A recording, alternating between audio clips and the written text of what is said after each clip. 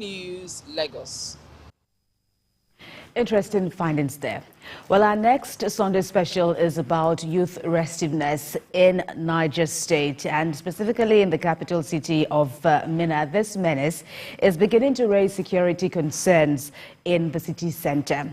In the last 4 years, thugs from two neighborhoods have continued to clash. Traders in the area also suffer losses as the thugs scare them and cut away their goods. Correspondent Chenemi Bameyi reports that the situation is causing a decline in economic activities in the area. This is Limawa. This is the heart of the Minna city center. For the past 20 years, thugs from this neighborhood have consistently clashed with thugs from the neighboring Angwandaji that is directly opposite it. I'm here to speak with the ward heads of the two neighborhoods. These neighborhoods are the center of Minna. They are less than 10 minutes drive from the government house and 12 minutes to the police headquarters. One of the neighborhoods, Angwandaji, hosts the Niger Tornadoes football stadium, the medium security prison, the Minna Central Mosque built by General Ibrahim Badamasi Babangida, and the police area command office. Yet the children from the hood terrorize the block and a thorn to the flesh of business owners situated around. Residents say the thug groups are usually made up of teenagers, majority of whom do not attend school. If the government will take our advice, because we can only advise, they have the final say. What they did the last time by going from house to house and arresting them is what should be done. Because they know them, they should use vigilante and the police, because they are part of the joint task force. The local vigilante, ADC and the police know these boys. They should go and arrest them. That is the remedy for this challenge, not the curfew. In spite of the curfew, they still move around and attack people, like I told you earlier. The boys have even threatened and asked us to take our hands off matters of security. We heard on the radio that government has given a directive that anyone involved in such crimes should be shot dead. It appears there's a relief for us, but we don't desire to see anyone die. They threatened me twice that if I don't come out of my house will be burnt down. That's one, and the other time they said they can attack me while I'm moving around town. Last year in 2022, Patrick, a motorcycle spare parts dealer, was stabbed to death while trying to escape from his shop during one of these clashes. His death drew public sympathy, and as expected, the government promised to give his widow some assistance to raise the 4 children he left behind, but the promises are gone with the wind. But that is even the least issue of concern. A year later, I met his widow. The video is blurred to conceal her identity. Although she is now managing the business, but the same clash between thugs that led to the death of her husband still threatens her business today and that of other traders around. I think by this time last year, January, when this fight started up, when they stabbed my husband, yes, they took action. They caught most of them, apprehended them, but within some few months, few days, they will just release them again. I don't know why it's always so, because if they have not released them again, 2 days ago fights wouldn't have occurred now again. They would have, if they apprehend them, they are not supposed to release them again.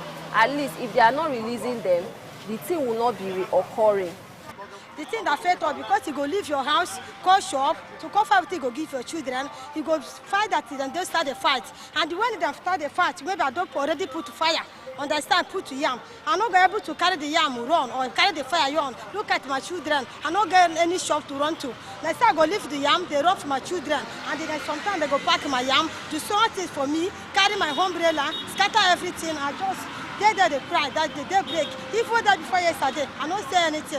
They saw my own scatter, everything scatter, because they run for the... Even if I wake in the morning and they pray to God, let there be peace, because if not peace, you cannot stay here. Let there be peace. God is a peace God, let there be peace today. So I go see what I go give my children. If I not do this thing, no school fees, no eat, nothing, but if I come out to do it, God will help us, we go see what something to eat. So the thing that affects us too much, no help us for this issue, understand? And especially me, where there for fire. I cannot carry this thing wrong. I cannot do anything because I don't already put yam. So we're only thanking God because of life. The last one they do, they meet us actually in my shop here. I know how much goods they pack. But we are not talking about the goods we lost. We're only thanking God that we are alive. It is worrisome that these clashes go on unabated in the heart of the state capital, where intelligence could easily lead to the capture of those involved.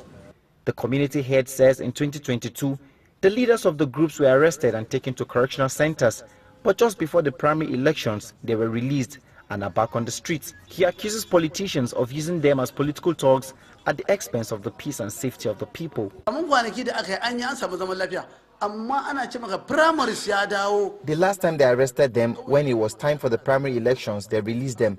We will say it. It means politicians are the ones sponsoring this. Worst of it, you will not find the child of a councillor who is the smallest political office holder, but they are responsible for wrongfully using the children of others, giving them money. If they want to truly help them, they should help them go to school and give them jobs. That is how to eliminate this. At least these boys, they should, if it's arrest them, put them in the right place they should be, instead of terrorizing the masses. They are investors. Because of that, people to come in to